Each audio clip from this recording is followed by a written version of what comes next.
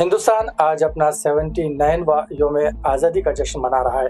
इसी सिलसिले के तहत आज हल्के समली याकुतपुरे में योम आज़ादी का जश्न बड़े ही धूमधाम से मनाया गया।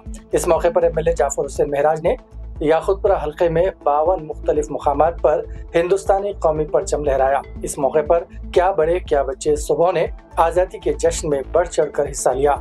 आज़ादी की खुशी में परिंदों को आज़ाद किया गया, आसमान पर रंग बिरंगी गुब्बारों को छोड़ा गया और 500 किलो मिठाई के डब्बे भी तकसीम किए गए। बादअज़ां रहीम फंक्शन हॉल में खवातीन में 100 सिलाई मशीनें तकसीम की गई ताकि खवातीन को खुद रोजगार और बाइख्तियार बनाया जा सके। प्रोग्राम के इख्तिताम पर जाफर हुसैन महराज ने दबिलपुरे में मरहूम ख्वाजा की रिहाइशगाह पर पहुंचकर गमज़दा खानदान से इज़हार ताज़ियत किया। इस मौके पर यासर अरफात, सादिक सिराज, हल्के याकुतपुरे के कॉरपोरेटर्स के अलावा प्राइमरी यूनिट के अरकान भी मौजूद थे।